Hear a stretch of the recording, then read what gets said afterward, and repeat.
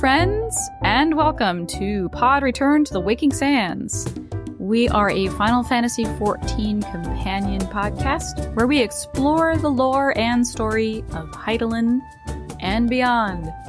My name is Jen, and I'm joined by my co-host and researcher. I'm Levi. Hello, Levi. Hello, Jen. Today we are concluding, for real this time, the patch 2.3 main scenario quest. Ayo. What happened last time, Jen? Oh my gosh, I'm so glad you asked. It is so fresh. So last time we get a refresher course on how Ether works. Alphinaud decides to start recruiting for his trial company. We go around and ask a bunch of people to join. Some of them do. And that's, and Nanamo has a moment of doubt and helplessness, and we fly on an airship. Nice. Yeah. Great recap, Jen. Very succinct. Was it? Okay. Yes. So we are back once more at the Rising Stones. Minfilia is excited about the upcoming formation of Alphinaud's new company. The inaugural ceremony is due to take place in a short while. Why don't we see if Slaftborn needs some help with the influx of newcomers? So we go up and we're like, hey man, we heard you might need some help. And he's like, nah. This is nothing. It's barely anything compared to the daily influx of treasure hunters and other adventurers coming through. Yeah, easy mode. Kind of a diss on our recruitment abilities, but whatever. I mean, yeah, we get like 10 people. We got 3 people. 8 people. No, the organization has 8. But as we're talking to Slaftborn, a woman runs up and she's panting and saying that they were just attacked by heretics on their way into Mordona with supplies. Heretics means, in general, in this world, Dravanians, the dragon followers. Right. Yeah. In Ishgard. Those who oppose the Holy See. Yep. So not a word we have heard very much yet in this game. We heard it a whole lot in that Ishgard bit in Kurthus. Yeah, it's been a while. But not for... But here we go. Like, yep. we're back in it. Welcome to the Kurthus segment. Anyway, the supplies that they had came from House Fortemps, and Slaftborn is like, all right, well, I'm going to send them a missive to let them know what the fuck happened with their stuff. A living missive, that's us. We head to House Fortemps. These are our buds that we helped out with their whole false inquisitor, false accusation problem way back in that Kurthus segment. Yeah. So we head now to Camp Dragonhead and meet up with Lord Horchefant. It's Horchefant. Horchefant. Yeah, it's not like Chitlins. Lord Chitlins. Lord Horchefant in the large battle room with a giant map laid out. This cutscene is a bit rough and really suffers, in my opinion, from our silent protagonism, because Horchefant speaks at length and the camera cuts over to us multiple times with us just staring at him. What I wanted to do here was take a screenshot every single time they cut to our face and we're just like, hi. It's real bad. It's so like, awkward. He's so, like, he's saying a lot of stuff. Yes. And then it turns to us and we're like, hi. And then he says more stuff and it turns back to us and we're like, hi. And he says more stuff and it turns back and we're like, ah. It's embarrassing. Anyway. So that aside, Horchefant font? Do we need to fucking Google it? You're right. I'm sure. I'm just bad, Jen. Is it font? Horchefant? Horchefant. Okay. How to pronounce? Like, I want to hear somebody. Horchefant. Horchefant. If we want to go super French with it. Horchefant. So we're close. We're good. We're fine. Well, okay. The French, like, they do a lot of letters that they don't even, like, say. But the T is not one of them. The T is said. So Horchefant is happy to see us. And he says that he is very grateful that Revenant's Toll exists, as it secures this approach into Kurthus and serves as a deterrent to the Empire. Yeah, you're welcome. And, like, he understands that, you know, Ishgard, they're like, no, we don't want any part of your bullshit, Eorzea, or rest of Eorzea, but we'll certainly, like, use you in this regard. And Horchefant is like, that's not fair. So he's been supplying the frontier effort. Yep. These supplies are one such shipment of thanks, but they were unfortunately stolen by heretics. And in truth, they become more brazen by the day. This new unity of purpose we attribute to their leader, the Lady Iceheart. But though I have devoted significant resources to the task of identifying this woman, we have yet to learn so much as her birth name. What we do know is that the heretics speak of Iceheart in reverent tones, and would gladly embrace death rather than betray her. Such loyalty is rare indeed, and I fear to imagine what so committed a collective might achieve. So these heretics, specifically of her organization, have been cited with increasing regularity to the west. And he's like, you should go talk to, I think it's Lord Dromont in White Brim Front to get some details there. So he says also that in truth, us adventurers are better suited to dealing with these heretics than the Ishgardians. If they were dragons, it'd be one thing, but for brigands, it's another matter. I don't know, man. I feel like, you could kind of cross those skills over, not... Let's leave it to the experts. That's fair. We meet up with Lord Drillmont at White Brim Front. He's the one that gave us such a headache when he was being manipulated by the False Inquisitor. But now we're buds. After we he was a hard sell in the beginning. Yes. Very hard sell. He's like, fuck off. I'm not giving you shit. And we had to do a whole lot to get him to come around. So Lord Dromont, he has been plagued by these heretics. They strike swiftly and then fade into the shadows, untraceable. And these people seem thoroughly under Iceheart's spell, acting with radical zeal. And they recently rescued a merchant after one of their attacks, and we should go speak to him to figure out what they did. There is a lot of kind of repetition in this scene about how much zeal these brigands have, these heretics have. Yeah, more than the average zealot. More zeal than the average zealot is the vibe we're picking up. So something that's very particular about Lady Iceheart's, what's the word? Character, abilities. No. Influence. I see. Yes. So we go to talk to this quote-unquote mistreated merchant. Mistreated seems like it's an undersell, but whatever. And he was attacked. His goods were stolen. Arms, armor, and crystals. Crystals? Oh, shit. Before he heard one of them say, quote, return to Snowcloak. So apparently that's where they all retreated to. It's a miracle he survived the attack, and he'll not trust his thick skull to save him a second time. That's cute. But yeah, he's like, the goods are gone. I'm not going out there to get them. If you want, you can, but I'm just going to stay here. Yeah. So we head off towards Snowcloak. We're not telling anybody. We're just going. This is that kind of snowy pass that ends in the giant glacier, essentially the collapsed mountainside that bars passage west from Kurthus. Yes. On our way there, we encounter, there's some dead heretics and some dead knights in the snow, and we counter a couple of not dead heretics, and we have to fight them. They go down very easy. Correct. But, again, the place is just littered with bodies. What the fuck is happening? So further down the road, inside the, this ice cavern thing, which is a really cool spot, we find a knight of House Durandare there. And there's two of them. Well, there's the one that's called Knight of House Durandare, and then the other one is probably also a Knight of House Durandare. But yeah, there's two dudes there. And he says that we followed a raiding party here, but they all just vanished, into the walls. And as we're standing there, we get a point of view from one of the cliffs in this space, and there is an Elizan woman with long, icy blue hair staring down at us from a cliff. We see, from her nose down, we don't see eyes or anything like that, but she offers our little party a derisive smirk before she turns and walks off. This is a voiced scene with one sound. Come at me, bros. Yeah. Very taunting. And we, being us, sense a presence. We turn and we see her walking away. And, the knight's still talking. He's like, you know what? I bet they have a tunnel up there somewhere, blah, blah, blah. We don't have the manpower right there to pursue. And we're like, hey, man, I think we just saw her. She's right there. I'm like, oh, man. Yeah, we can't do anything right now. We can't go after her because, again, there's fucking two of us. But go back to Lord Dromont and tell him about all of this shit, and we'll go from there. They say there's nothing to be gained by blundering into the unknown, which I think that, given our track record, we can disprove. Let's go. But no, we follow their advice, their bad advice. I mean, this is their deal after all. You know, we have like 2 skills. One of them is that thing.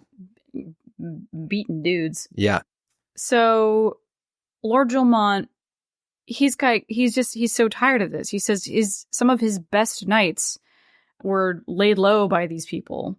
So they totally underestimated these heretics. They're again, the illusion is that they're a step above a normal heretic. And, you know, the stolen supplies, they're as good as gone. There's nothing we can do about them until we can organize something. So back to Lord Horsefant we go. He's like, oh my god, you returned. This scene, I remember this the first time I did it. And this is when I was like, oh, is my opinion of Horsefant in this moment, or up to this moment, has it been completely fucking off? Because this was concerning. This is a disturbing scene to me. The way the camera work goes from like point of view to point of view, the things. Okay, so let me just paint the picture here. So Lord Horsefant, he's like, oh my gosh, you returned. I have to admit that, you know, in your absence, I just assumed that there was going to be lots of blood and guts, like you died a horrible, violent, gory death. And he's gotten up from his chair and he's walking slowly around to the front of the desk. And the camera cuts to a point of view from like his head. So you can feel the movement of his walking. He's staring down at us. Well, down at me because I'm short. And this is like it feels a little oppressive. It feels a little dangerous. So you're like looking up at this guy and he's walking around and he's walking behind you. And then it cuts to a point of view of way at the front of the chamber. And in the foreground, we've got these like strapping shirtless men doing their calisthenics, doing their squats. And we see in the distance Horsefant slowly walking around us in the distance. And it cuts back to our face. And Horsefant is finally walking behind us completely. And we have this look on our face that's like, is this guy going to fucking shank us right now? Like we have a look, we're like looking at him like, what is happening? And I too am wondering, what is happening? I did not get that same vibe at all, Jen, as you did. You know, that's fair. The way you describe it sounds very ominous. That's exactly it. And the music is also like, I guess I brushed it off as being the standard Ishgard, you know, you're waiting, oppressive music. It's setting up for. It feels like it's setting you up for something, some kind of jump scare or twist in finally you learn that Lord Horsefant is actually a secret heretic and he's going to stab you in the neck or something. That's what it felt like to me. And I'm like, oh, here we go. Here's the old switcheroo. It's going to happen. But no, everything goes back to normal. Lord Horsefant, he continues talking about stuff and he kind of leans down and asks, so, what have we learned of Lady Iceheart? So where he's going is he's going to the map table and the camera is going to sweep across it soon enough, showing the various wooden pieces of Ishgard itself and the forces outside in Kurthus and so on. And I think that's where he's going to kind of survey this thing as we talk about this heretic problem. Yes. Not to next stab us. Yes. I don't know. I would be super interested to know if anybody else had got a similar vibe from this scene. I can't be alone, right? Like all of these things together, the totality of these little experiences. Alone, Jen. Anyway, so it's, you know, back to normal. So he's kind of surveying this giant map, and he says that it's very likely that her hideaway is somewhere in Snowcloak. And this is an area that it's so inhospitable. They haven't been able to survey it completely, like even on the best of days. Right. It suffered the worst from the calamity-wrought climate change. Yeah. So that is like the worst of the new snowy Kurthus. Because recall beforehand, this place was nice and springy. Green and lush and yeah. But no more. I mean, as far as hideaways go, you could do worse than Snowcloak. Right now, things have gone beyond Horsefant's purview. Mm-hmm. He says he's going to inform the Temple Knights and let them get involved to bring the matter to its conclusion. As much as I would like to fathom this mystery with you, the situation has grown beyond my personal purview.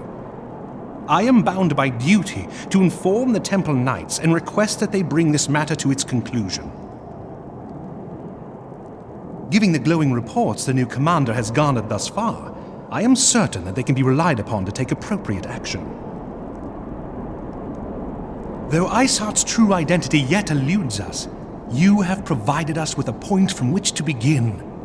Sometimes it takes but a single stone to prompt an avalanche. Ooh, new commander. A little foreshadowing, maybe, about this guy. Yeah. In the meantime, though, Horsefant is going to have a second shipment sent to Revenant's Toll. Yes. Thanks, bro. Yeah. He's like, that's not fair. You guys get supplies. Excellent dude. So we go back to Mordona, and Slothborn is like, these guys are such bros. Love them. And with Revenant's Toll growing in strength and population, these kinds of attacks will only increase in frequency. And everyone, including our new recruits here, we will need to be ever more vigilant. Truth. I mean, we got like Doman's there. We're going to have the new trial company there. The Scions are there. Like, we're a big ass fucking target now. So now Slothborn is like, obviously, I'm good. Thank you for handling this situation. I always love a jaunt into Kurthus and, you know, the mystery that is like Ishgard and all their weird problems, their snow problems. Snow problems. Snow problems. So Slothborn is like, okay, check in with Tataru, because she's completely buried in this inaugural ceremony coordination shit.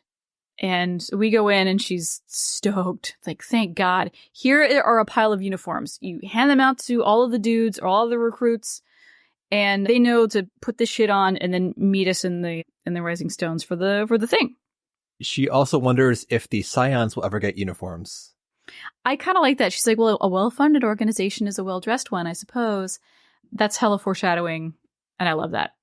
So we distribute the uniforms to everybody, and we see the people that we talked to, Yep. And then there are a number of new faces to us as well that apparently, like, you know, either through word of mouth or, you know, Alphinaud or somebody else kind of recruited these people. When we meet up with Alianne, she says that her grandpa Isildur has finally retired.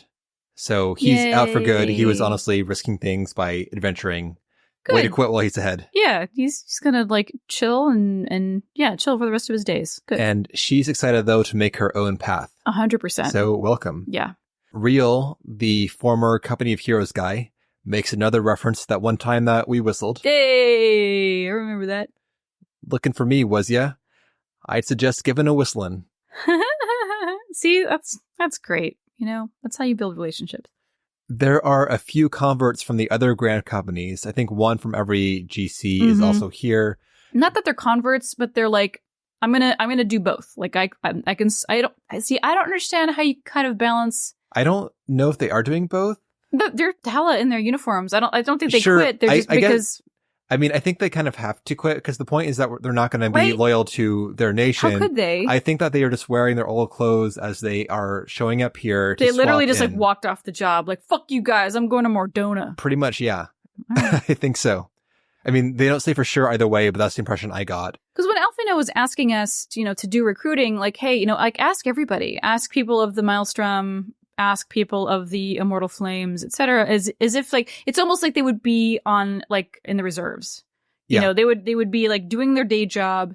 Then when we need them for this organization, we would call them to action for whatever that is. That's possible too. I think that if that's the case, though, that's setting us up for failure. Because if there's a time when the national interests are 100%. Opposed to international interests, like they're just gonna let their guy like go do Alphinaud's shit and not, that doesn't work. But I don't know. We didn't build this stuff. Sure.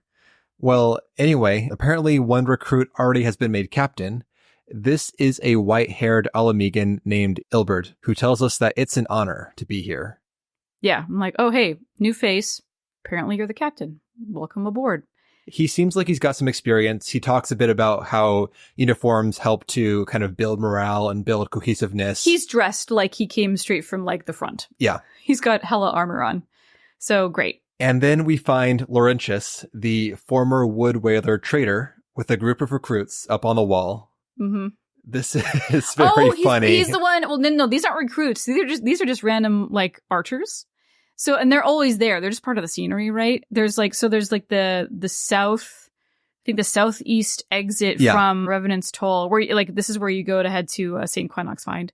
And then there's like a walkway up above the arch there. And there's 3 archers, and they're all like leaning out over the edge of the battlement, and like, with their hands on their foreheads, kind of like scanning the landscape. They're all doing this. And Laurentius is standing behind them, but he's doing the exact same thing. He's just like, I don't know what we're looking at, but I thought this was cool to do. It's really cute. I'm like, maybe you're not so bad. But he's very excited to get the uniform, and it was just cute. After passing out uniforms, we report to Alphinaud, who is prepared to make his announcement. We gather in the Rising Stones. So the recruits are all assembled now in their new uniforms. They look similar to the Maelstrom in style, especially the hats, but they're colored white and blue with black trim. It's a very bright brew. It's a bright brew. It's ultramarine. Yes. Technically. Yeah. So Alphinaud stands in front of the assembly there, and he gives, a rousing Alphinaud branded speech. And we finally learn the name of the organization. The Crystal Braves. Crystal Braves. All right, here we go. Comrades, your presence here this day signifies the momentous choice that each of you has made. With your strength now pledged to the scions of the Seventh Dawn, you are beholden to no single nation. You stand as the vanguard for a united Eorzea.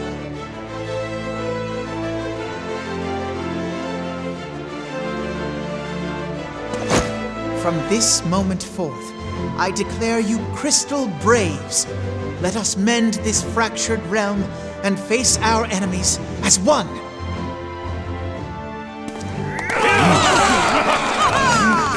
Whether it be the Beastmen and their primals, or the conflict in Carteneau, it is plain that the nations of Eorzea cannot solve the problems which plague the realm. Thus does it fall to some few heroic souls to succeed where they have failed.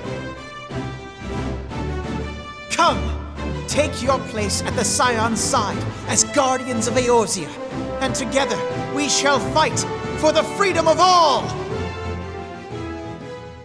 After the ceremony, in the after party, right? Yeah, everybody's like milling around, clapping backs, spanking butts, high-fiving, whatever. Minfilia and Alphinaud meet, and Minfilia gives Alphinaud a Crystal Braves salute. There's like some self-congratulations going back and forth here, yeah. Which is an upward fist held in front of her. It's kind of cute. Yeah. She congratulates him as commander, but he says, please. He's not going to be leading any battles here. Thank God. But she says, we are of the same purpose, so let us join hands and do what must be done to save this land. So we now return to the Solar with Minfilia to debrief. And she gets a call, and the call is about the Isle of Val. And her worst fears are confirmed. The entire Isle of Val has disappeared. However, the good news is that her friend Kryl has survived, albeit in a coma. But she's stoked to hear that Kryl is still around. I don't think we know who Kryl is yet. No, only in the context that Minfilia has a friend who is a student of Baldesion. Like we learned Kryl. Just now. Yeah. Yes. So the etheric disturbance that was observed at the disappearance of the Isle was disturbingly close to that of the Ultima weapon. So does that mean that Ascians are involved here as well? Probably. She then asks us if we have heard anything from the Mother Crystal since our battle with the Garleans. And we say no. There's total radio silence there. And she says, same. And she wonders if heightened silence means something bad is happening. It's just like, it's a lot all at once, Such silence portends naught but ill. Likely. We cut over to Horsefant now. He's getting an update from a scout atop a snowy hill overlooking Ishgard itself. So suddenly he turns his head to, almost like he heard something. But he turns his head and he sees the whole of Ishgard in the distance, and he kind of gazing out at the city. And while he's gazing out at Ishgard, he says, "The winds are uncommon fierce this day." We now cut over to a place inside Ishgard directly, we can assume. We assume, yeah. We're inside a grand cathedral of some sort. An extremely pope-like Elizin sits upon a throne in a hall with dozens of fully armored soldiers. This is what I was talking about last time, Jen, with there being so many character models in one scene. The most so far in the game. There are so many soldiers in here. Yeah. And they're all assembled in ranks before this dethroned Elizin. This is the oldest Elizin we have ever seen. Also that. Suddenly, when there was no one before, now we see that this Elizin is flanked by a pair of Asians, Laha Brea and Elidibus. We zoom out again, and they're gone. They're implicitly working behind the scenes here. Great. The Elizin thumps his staff on the stone floor, and the knights all turn towards the middle of the room and point their spears upwards at an angle, forming a passage beneath their weapons. The end. For now. Yep.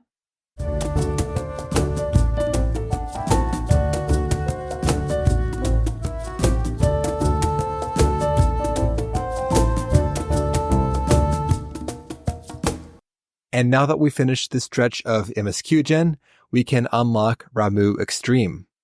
Yeah. We get our unlock from Serpent Lieutenant Scarlet outside the Adder's Nest. And the news is Ramuh walks the 12's wood yet again. You don't say. We bested him in battle before without incident, so why is he back? Well, let's go figure it out. We're gonna go meet Delexia in Little Solace, who will then inform Frixio, and we'll get the lowdown. So the Elder Frixio shows up now, and he talks us up a lot. He talks about how we impressed Ramuh with our strength, and how all the other Walking Ones think so highly of us. But the Touch Ones summon Ramuh again with far more crystals this time. The Elder Frixio doesn't think that the Thunderous One is going to bring judgment to Gridania, given our deal that we made. But even so, he still drains the land of ether, so we gotta deal with that problem. Yeah. He paints like a big picture of like how crops will fail and everything will die. Like, and people will fight. We understand. We know what the stakes are here. We get it. Thank you. So we head back to that raw etherite and we boop it and we unlock the striking tree Extreme. What?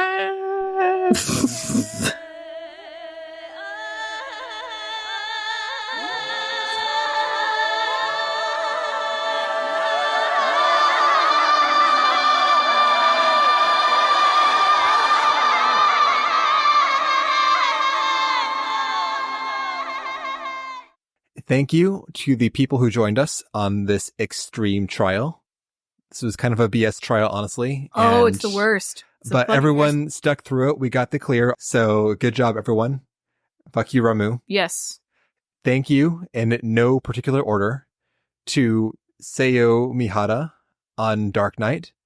This was their first time tanking content like this. So great job, Seyo. This was a rough one just to start doing tanking, because there's some tank swap bullshit and it's really hard. Yes. So way to go. Yep, great job. And we also had Tapantao Jessel on Gunbreaker. Pro tank. I like that Tapantao, they were like, I fucking hate this fight. God damn it, I hate this fight. I think they said it like 4 times. Yeah. And I'm like, but you volunteered, man. Like, he's just in it for the lulls. They're a good sport. Yeah. Then like, we're not doing it for the fight, we're doing it for the fun. Kenshin Tyr on White Mage, co-healer. Is it Tyr or Tyre? It's probably Tyr. Maybe, I don't know. It's Tyr, I believe. I believe too. Aroki Fanon on Dragoon. Raven Ghostpaw on Samurai. Vestal Gorgonoth on Bard. And Jen played Ninja. Otis Oldthing. Otis Oldthing. I played Scholar. Nice. Thank you, everyone. Great job. It was rough, but we got it done. It was bonkers. Yes. Speaking of, this fight has pretty much the exact same mechanics as the regular / quote hard mode. Kind of like exactly the same. It plays so differently. Turned it's up wild. to 11. Yeah, it just everything feels different, even though they're the exact same fucking mechanics. It's crazy. Yes. So this fight is not like a set rotation of abilities. It's more like you gotta kind of go with the flow. That's my kind of overall guideline for this. You can't have prescribed actions. You got to look around and react to things as they come out. So all the stuff gets combined together, like every mechanic you see in the first phase except for one. And if you get them down, great. If not, then you're going to die. Also, in no particular order, we have Chaotic Strike, which is just like beforehand. 2 players will be targeted. They'll get like big target markers on them. And they will get hit by chaos, which means that person will not be able to act for a full minute. However, on top of that, these people are going to wander towards Ramuh, and Ramuh will soon drop a big fat point-blank AoE at his feet. This will one-shot people with chaos on them. Yeah. To break them out, you got to drop another damaging effect on these people. So we had a spot marked here on the right side of the arena. If you get Chaotic Strike, stand here. And then someone will break you out. Mm-hmm. And the people who get these targeted AoEs are random. So you can't have like one person being the breaker-outer. You've got to kind of go with it. Yeah. Sometimes there'll be like an AoE, like a ground AoE dropped on them. Sometimes there'll be people with the AoEs. You've got to just figure it out as you go. It's just observing and reacting. Yep. But still, we did great with that management. A couple times, no one got broken out. We had some healer rescues pulling people out of the AoE after they were wandering in. Were like, people got by it, and then there was like too many people wanted to put their electricity. Too many helpers. Yeah, which kills people. Yes. I don't think I said it, but this was on min eye level for most of the fight. So felt like it. Yeah, it's rough, high damage, very punishing, 2 mistakes. Mm-hmm. So there's that.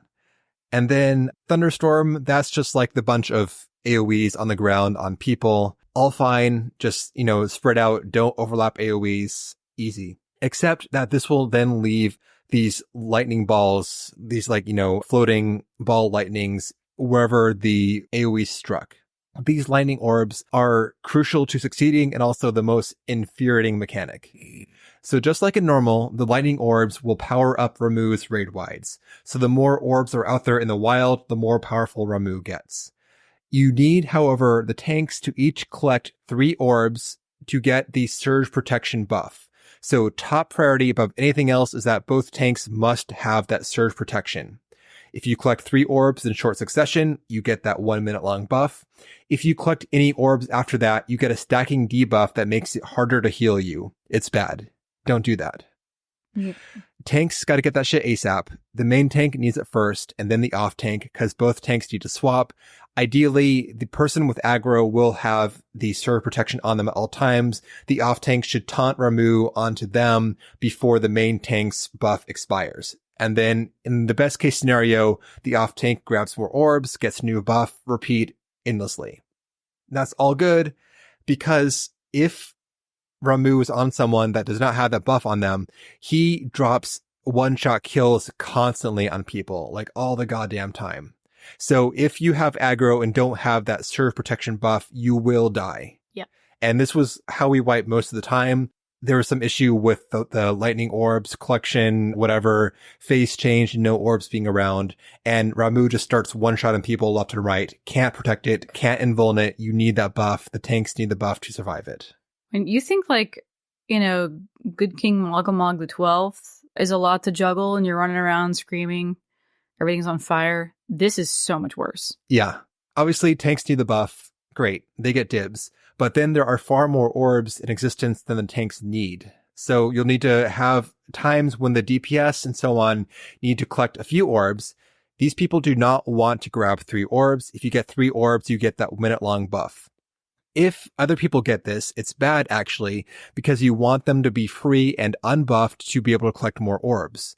If they don't get 3 of them, the kind of stacking up buff falls off in about 10 seconds. So you collect a couple orbs, let your buff fall off, grab more orbs. This keeps the overall orb count managed. But because things are so fucking chaotic, I ended up calling time for tanks, time for orbs.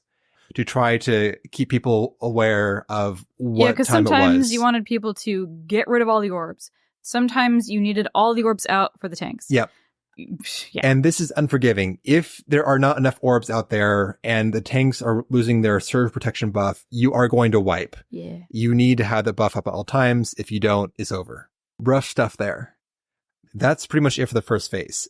You just got to manage orbs and you got to dodge AoEs and you have to knock out the chaotic strike people. You got to free them from their stupor. Once you get all that done, there is the ads phase. This is really rough. This was the hardest. This was the biggest bottleneck for us. Yeah. So during the ads phase, we get a fuck ton of mini Ramus called Great Arbiters, just like in normal mode. This is chaos though. So every mechanic happens during this phase.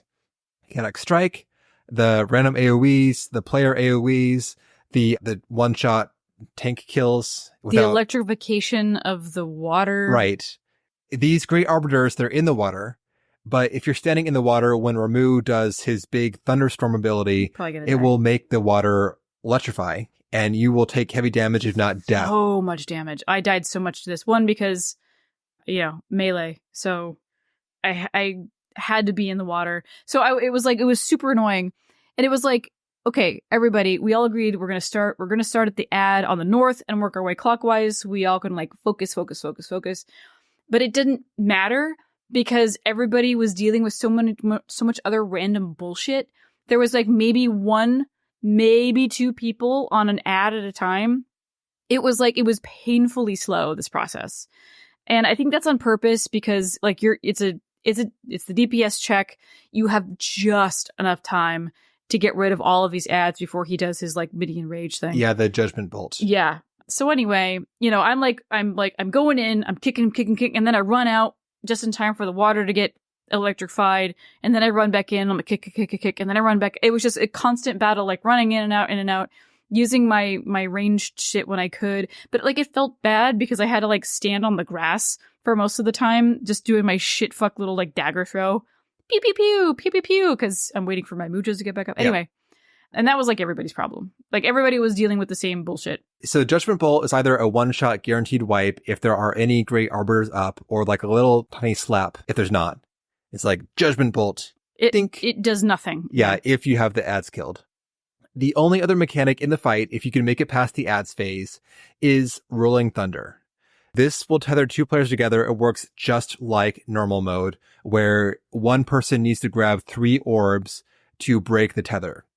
While these people are tethered, any actions will cause them to take damage, heavy damage, and they will die. So if you can't cast spells, you can't do whatever. And there were times when both healers got tethered, and that is some fucking BS. That is some BS. It is. That's some ARR BS. Yeah, really, this is not feasible because the tanks must have the orbs first. You can't have tethered people grab orbs if the tanks don't have their buff because they're going to die, and then the whole party will wipe because there's no tanks. So we got to dick around doing shit all while the tanks grab their orbs. Once they're buffed, then the Rolling Thunder people can grab their orbs. And if 2 healers are sitting around doing nothing during this shitfuck lightning fest, it's really bad. Same deal. We had both healers getting chaotic striked too. We had tanks who were trying to collect orbs get chaotic striked and be stunned grabbing orbs. Total mess. There's no correction for RNG in this. There's no okay, so we're not going to lock a tank down before the tank busters come out because they need to have time to get orbs. I mean, in Savage, you can have contingency plans for this shit, but that's because it's designed that way. Yeah. And in ARR, it's just a big festival of fuck. There are legit unwinnable scenarios in this fight because we had times when we had a phase change and the tank buffs were falling off, but Ramu hadn't cast his thunderstorm yet to make new lightning orbs. Yeah. So we had times when the tanks had no buff, there were no lightning orbs out there, and we're sitting around watching people get one shot to death because they can't do anything about it. There's nothing to actually collect to mitigate this. Yeah. So the fight has built-in fail states to it. It is really a kind of a cheap-ass fight. IMO. I agree. That said, though, on our clear, we actually had that scenario happen where we had the phase change, there were no orbs, and the tanks were dying. But we got enough reses back on that we were able to actually recover that by getting a tank res, get them orbed up, and then proceed. Yeah, Ramu, meh. Yeah, Ramu suck. There's one more ads phase after that, same exact stuff, but if you have the first stuff down and RNG doesn't screw you, then you got it down. It became, after a certain point, more a matter of, will we get lucky or at least not get unlucky versus are we good enough? Because we had the mechanics down. We just had to stop getting screwed over by the orb shortage bullshit and other kind of bad luck scenarios. But we got it. We got the clear. We did. Good job, everyone. Wasn't this somebody's like first extreme? Yeah, I think it was... Kieran? Or not no. Kieran. I don't remember, but I feel like I saw that Kenshin, somewhere. I think. Oh, yeah. Mm-hmm. Yeah, I think so. Don't want to call someone out of turn, but I think that might have been the case. After we defeat Ramu, Extreme, we then report back to Urianger about our extreme experience. And he says that from our account, he fears that the sylphs, the touched ones, also dabble in sacrificial ritual. We may recall way back from the Primal Nature, etc. quest line that the powered up primals were summoned through a living sacrifice that essentially infused the primals with the emotion of the sacrificed person. What was the name of that little... It was like a ritual focus or something like that, or a fetish or something similar. It was a fetish, yeah. So apparently the sylphs, probably from Asian thumbs on the scales, also practiced the same primal empowerment ritual to bring back Extreme Ramu. Mm-hmm. Still, says Urianger, we shall prevail, warrior of light. By the radiance of thee and thy companions, we shall prevail. That's some flowery shit, dude. Yeah, but that's Urianger. Indeed. So that's all we got for today, Jen. Like, it's so flowery, it makes me insecure. You know? I don't know, like, actually. by thy radiance. I'm like, oh, stop. Shut up. By thy radiance, Jen. Blech.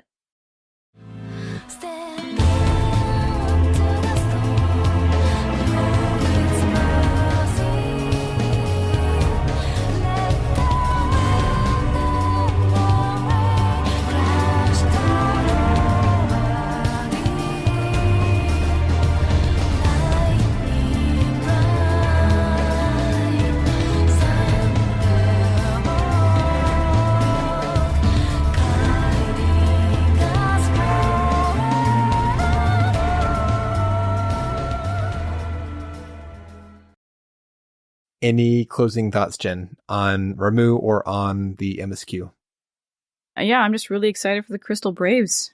It's a force for good. Yeah, it is. Mm-hmm. Great. Well, I recall from my first playthrough being so happy to see the first hint of Ishgard, because I had no spoilers, but I knew that Heaven's Ward was the next expansion, and I knew that that took place in Ishgard. I was slogging through so much. It's given us a little something, like, finally, like, yeah. He's like, here's, like, just keep on trucking. Okay. You're gonna get here soon. We promise. And we get little hors d'oeuvres of Ishgard, and it's always just real good. Yep. It's like the beacon of driving light through the darkness of a realm reborn. It's inspiring me to press on. That said, the game really has picked up its storytelling, like we said, I think last time or a few times now, whatever. Now that we're in the middle of the patches, it's much better than it was in the heart of a realm reborn and in the early patches too. So even though there might be some sort of quibbles about nuance and story points, them being a bit heavy-handed or them kind of breaking plausibility, whatever, overall, though, is still a much better experience now than it was, and I'm still enjoying playing through this patch content right now. Except for Gridania. Oh my god. So boring. Except for that, it's a good time. Uh-huh. Yeah. Yeah. Any other thoughts, Jen? Mm-mm. Okay. Well, thank you, Jen.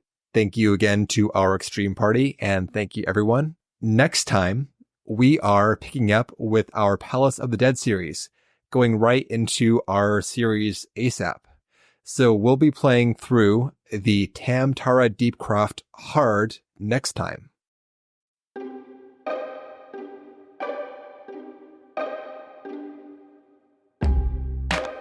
And that will do it for today's episode. Thank you all so much for listening. If you want to get in touch with us, you can at podreturnffxiv@gmail.com, or check the show notes for our Discord. Get in there. Join us for group runs, coordinate your own group runs, share your glams, talk about literally whatever. It's an amazing group of people, and they're very nice. So get to know. And we also have our Patreon, patreon.com/podreturnffxiv. And for $1 a month, you get access to some bonus content that we release. All of the seasonal events are talked about there. We have our Final Fantasy XI series, Vana'diel Vansplainer, that is published there. And then any other random shit we decide to talk about. So give it a listen. And with that, we hope you enjoyed the episode. Have a good day or night, and we will see you next time.